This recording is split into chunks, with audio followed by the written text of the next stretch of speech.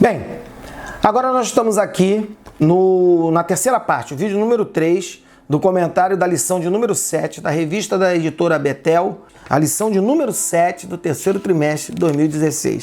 Essa revista que foi comentada pelo Bispo Manuel Ferreira, que é o autor do livro Jesus, o maior personagem da história, que serviu de base para o comentário dessa lição. Então seria interessante você adquirir esse livro através do 0 Operadora 21 3575 8900, telefone da editora Betel, ou então através do site www.editorabetel.com.br. Por quê? Porque lá no livro existe alguns subsídios a mais do que você tem aqui na revista e vai te ajudar na montagem da tua aula. E se você é aluno, também vai te ajudar para que você possa, lá na hora da aula, estar também oferecendo uma ajuda para o professor. O professor sempre pergunta alguma coisa, dá oportunidade para você falar, e aí você entra ali sem atrapalhar a aula, você dá um toquezinho que você viu no livro ali, que você adquiriu lá na editora Betel, ok? Então não deixa de entrar lá não e adquirir este livrozinho que vai te ajudar e muito, tá bem?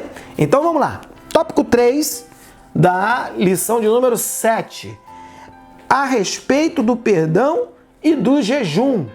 Irmãos, o último exercício espiritual que nós iremos tratar é o perdão e o jejum. Esses dois juntos, usados de forma correta, ajudam o crente a alcançar grandes experiências em sua caminhada. Se você fizer um jejumzinho direcionado, sabendo, é verdade, nós vamos falar, tem muita coisa aí que diz que é jejum, que não é. Entendeu? Então, se você souber exercitar perdão e se você souber fazer um jejum, você pode ter certeza que você vai ter grandes experiências na tua caminhada. Tá ok? Tópico 3.1. A importância do perdão na oração. Irmãos, veja bem.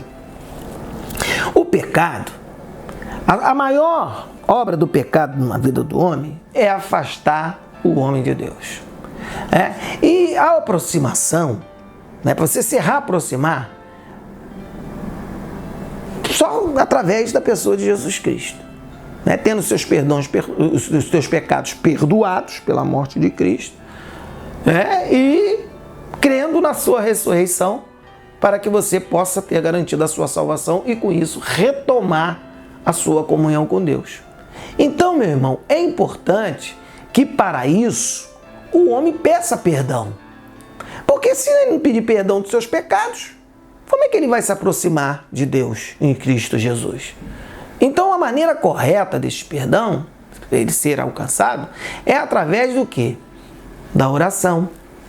Fazer uma oração de coração, verdadeira, não é uma oração qualquer, uma oração verdadeira e diante de Deus, não é verdade? Para você poder alcançar este perdão. Um perdão verdadeiro, ele só vai chegar até o servo de Deus se ele estiver disposto a perdoar. Porque não adianta também você querer ser perdoado, mas você tem um coração duro. Muitas vezes a pessoa age dessa forma. Acha que todo mundo tem que ser condescendente com ele, tem que ser compreensivo com ele, que ele é um pobre coitado, que ele está sofrendo e tal, ninguém olha para mim, ninguém me perdoa, eu fiz isso porque eu estava estressado, eu falei pesado com você porque eu estava... Irmão, tem pessoas que pisam em você e depois continua passando para você como se você é que fosse culpado por ele estar te pisando. Tem pessoas que agem dessa forma. Tem pessoas que te tratam mal sem você saber por quê. E essas pessoas querem ser perdoadas. Aí você vai ver a intimidade da vida dessa pessoa, que às vezes tem até uma aparência boa, né? Você vê assim, pô, fulano tá andando num carrão, tá morando bem, tá vestindo bem, tal. Mas ele tem uma vida miserável. Quando ele entra lá dentro da sua casa, que ele não tem paz, às vezes lá no seu casamento, com seus filhos. Entendeu? Por quê? Porque ele não tem um coração perdoador. Ele também não sabe pedir perdão, entendeu? Então tem muitos casos assim. Uma maneira de você alcançar o perdão de Deus, irmão, é justamente sabendo perdoar. A palavra de Deus não nos permite que vivamos sem perdoar. Não permite. O perdão tem que ser uma tônica na vida do crente. O perdão ele tem que se tornar inerente ao homem, transformado pelo poder da palavra e pela ação do Espírito Santo. tem que ser inerente. Inerente a quê? Aquilo que nasce com você. Quando você aceita Jesus, que é transformado, você não nasce de novo? Então o perdão tem que vir junto, irmão. Tem que vir junto. Se não vier junto, não houve perdão. Não houve transformação, melhor dizendo. Você entendeu? Então, irmão, tem que ser inerente. Não é verdade? Porque, meus irmãos, a palavra de Deus ela não nos permite isso. Porque se não nós fizermos isso, aprendermos a perdoar, olha, a palavra de Deus diz que Deus não aceita nem as nossas ofertas. Então não adianta você ser um camarada bem de vida, equilibrado financeiramente, chegar lá, entregar um dízimo gordão, entregar um checão da hora daquela campanha, entregar uma oferta grandona naquele... Deus não está nem aí para isso que você está fazendo. Estou falando sério. Ah, pastor, o senhor está falando... Irmão, não sou eu que disse não. Vai lá, ó, Mateus capítulo 5. Mateus capítulo 5, lá, o livro que nós estamos estudando aqui. Versículo 23 e 24 diz assim, ó. Portanto, se trouxeres a tua oferta ao altar e aí te lembrares do teu irmão que tem alguma coisa contra ti, deixa ali diante do altar a tua oferta e vai reconciliar-te primeiro com o teu irmão e depois vem e apresenta a tua oferta. Ó, então, irmão, não sou eu não. É Deus que fala isso. Não vai aceitar a tua oferta. Não adianta você pensar porque você tem posição, que você tem dinheiro, que você pode ofertar isso, que você pode ajudar a igreja naquilo, que na hora da campanha quem dá o maior cheque sou eu, e papapá. Não adianta. Qual mal você tem feito? Alguma pessoa tem uma tristeza contra você? Então vai lá e pede perdão. Depois você volta aqui e entrega a oferta. Fica claro para nós que se nós não perdoarmos, nós não receberemos o perdão. Sabe por quê? Porque o perdão ele é gerado pelo perdão. O perdão ele é gerado pelo perdão. O perdão só nasce se tiver perdão. E ponto pacífico. É, irmão, é desse jeito. Não é verdade? Mesmo que nós soframos uma grande ofensa, extremamente dolorosa, nós temos que buscar em Deus a capacidade de perdoar. A pessoa pode ter te arrebentado, te deixado destruído emocionalmente, às vezes até com a tua espiritualidade abalada. Mas você tem que entender que você tem que liberar o perdão. No momento mais doloroso da sua passagem pela terra, o Senhor foi capaz de pedir perdão para aqueles que o maltratavam. Jesus lá na cruz, sendo achincalhado, xingado, debochado, o que ele fala? Pai, perdoa-lhes, porque eles não sabem o que fazem. Dá para aprender com isso? É isso aí, meus irmãos. É desse jeito. Nós temos que ser iguais a eles. Nós temos que buscar alcançar a estatura de varão perfeito, como Paulo escreveu aos Efésios. Eu sei que é difícil de chegar. Talvez nós não cheguemos nunca, mas a nossa vontade de chegar vai contribuir muito para garantir a nossa salvação. Pode ter certeza disso. Não é verdade? Então muitos não recebem perdão, por quê? Porque oram com malícia, com rancor no coração. Na verdade, estão orando, mas estão pensando, mas esse fulano lá fez isso comigo, mas ele vai ver e tal. Irmão, arranca isso do teu coração. Mantenha uma vida equilibrada com Deus. É verdade que com certeza Deus vai operar o perdão na tua vida. Essa oração com malícia e com rancor, ela jamais será ouvida. Por quê? Porque, irmão, é pior do que hipocrisia. Uma oração com malícia no coração, com rancor no coração, é maior do que a hipocrisia. Você pode saber isso, é pior, melhor dizendo, desculpe, pior do que a hipocrisia. Oração sem amor não é ouvida. Só podemos esperar o quê, meus irmãos? O perdão, se nós estivermos dispostos a perdoar. Você está disposto a perdoar? Você está disposto a abrir mão das tuas convicções? Você está disposto a abrir mão das tuas convicções? Não, eu sou assim, eu sou desse jeito, eu não sei o quê, comigo é assim, papapá. Está disposto? Então você vai ser perdoado. Se não for assim, irmão, não vai alcançar o perdão. tá? Então vamos lá, tópico 3.2. O que evitar no jejum? Aí a gente entra na questão do jejum, né? O jejum, ele deve ser direcionado a Deus. Uma coisa que nós vemos lá a respeito do jejum dos fariseus. O fariseu fazia o seguinte: colocava cinza na cabeça, vestia uma roupa de saco e saía pela rua chorando, se lamentando, não é verdade? Às vezes se batendo, e tal, para todo mundo ver que eles estavam fazendo jejum. Uma certa vez até Jesus chamou a atenção deles, falou: rapaz, vai, tira essa roupa de saco e tal, unge a tua cabeça com óleo, se limpa, bota tudo bonitinho, porque quem precisa ver que você faz jejum é Deus. Não precisa saber que você está jejuando, não, rapaz. Isso aí não é necessário. Então você vê que o fariseu, ele fazia dessa forma. Eu conheço um caso de uma pessoa que ela, quando tirava o dia dela para fazer o jejum, era uma tribulação na casa dele. Ela tinha uns filhos pequenos e ela ficava: criança, para de gritar e tal. Ela gritava mais com as crianças. Ela gritava mais com as crianças do que as crianças gritavam. Tá na hora de eu ler a Bíblia. Eu tô jejuando, você não sabe, menino? Eu tenho que ler a Bíblia agora. E a cada uma hora ela ia lá ler a Bíblia. E cada uma hora que ela ia ler a Bíblia, era quase de 20 a meia hora para ela brigando. Para as crianças ficarem quietas para ela poder. Aí, mas que jejum é esse, irmão? Ela queria que todo mundo soubesse que ela fizesse jejum, que ela estava fazendo jejum. Então, irmão, você vê uma forma diferenciada. É um jejum para as pessoas verem. Não é jejum para Jesus ver. Não é jejum para Deus ver. Não é verdade? Então nós vemos que Jesus, ele insiste em falar sobre os exercícios espirituais. Esmola, oração com perdão, jejum. Não é verdade? Por quê? Porque essa insistência de Jesus, essa insistência, ela se dá pelo fato de ser extremamente necessário para quê? Para que o exercício seja aceito. Então, Jesus, ele fala constantemente, né, nessa necessidade, fala de todos eles, né? Fala do dar esmola, fala da oração, perdão, fala do jejum, fala da oração, enfim, de todos os exercícios, justamente por quê? Porque para que realmente nós chegássemos ao entendimento de que sem isso nós não alcançaremos o estado que ele espera que nós alcancemos.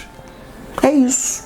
Então por isso que ele fala insistentemente sobre esse assunto, ok? Agora, tópico 3, ele diz assim: o jejum eficaz.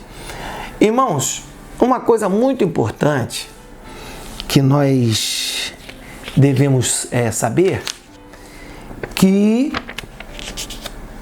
existe uma maneira de fazer jejum, como Jesus ensinou. Eu estava falando aqui a respeito, quando eu estava falando do tópico 3.2, o que evitar no jejum, sobre o jejum do fariseu. O jejum tem que ser uma coisa discreta. O jejum, ele deve ser feito de uma maneira que você... Não é passar fome, jejum não é passar fome. Tem muita gente que pensa que se deixar de comer está jejuando. Não, jejum não é passar fome. O jejum é você saber se consagrar. Então, se você vai jejuar, você deve evitar ficar acessando a internet toda hora. Você deve evitar estar assistindo televisão, porque às vezes passa lá uma propaganda que passa uma mulher seminua. Assistindo um filme, que de repente ali também vai ter uma cena de violência. Às vezes até ler um jornal. Se você vai se consagrar, irmão, a leitura tua é o quê? Bíblia Sagrada. E a televisão, a internet é o quê? Oração. Para que possa ser um Jesus eficaz, jejum eficaz. Deu para entender?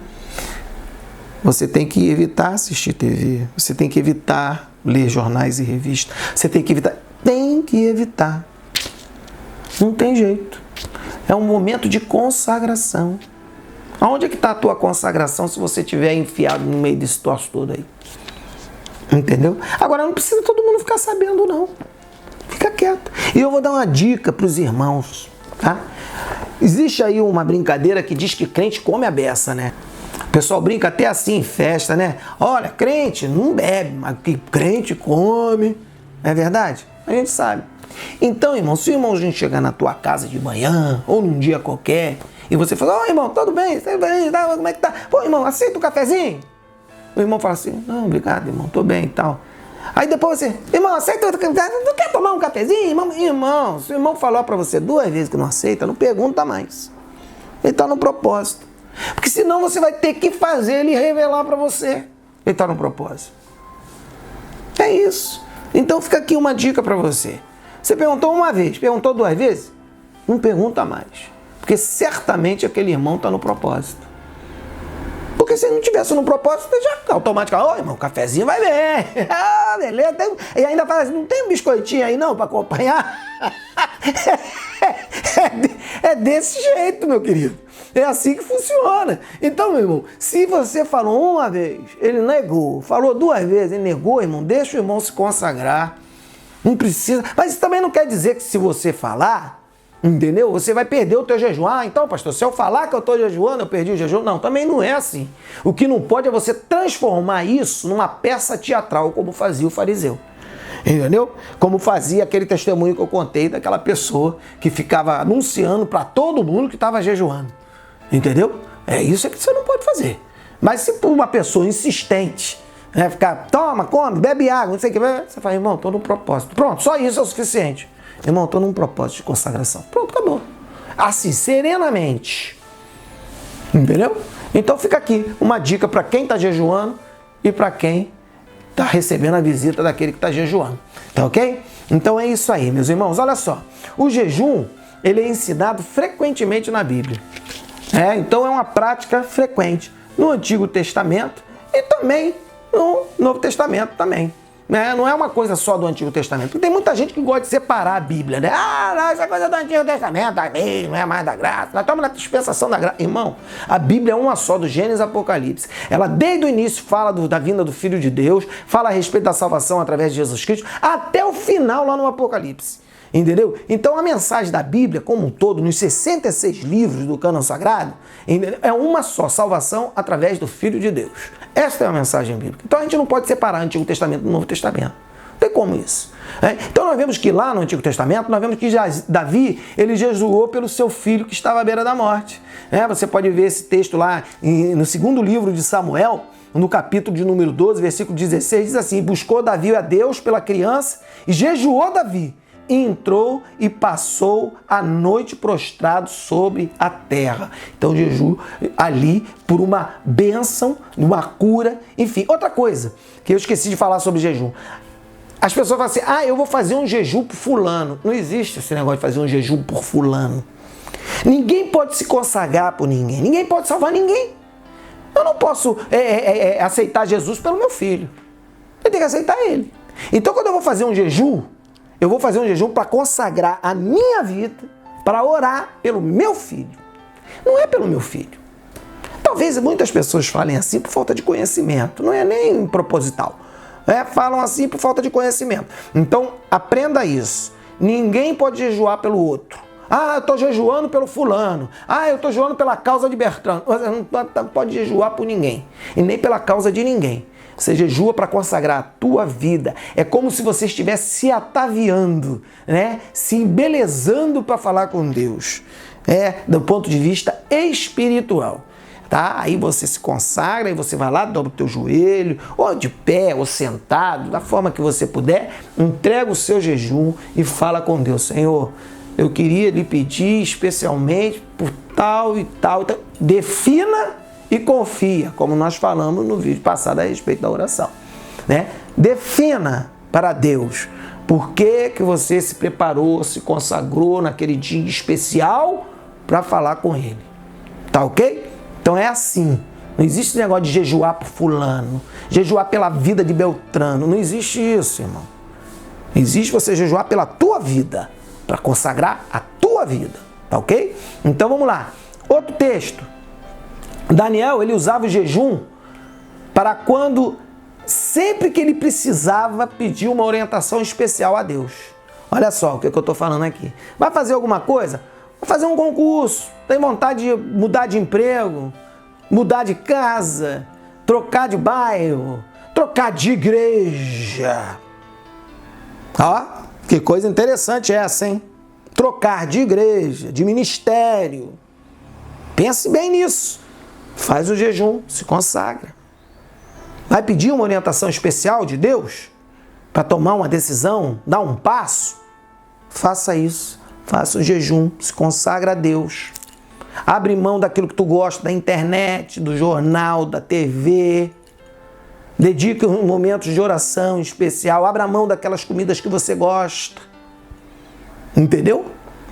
Faça isso.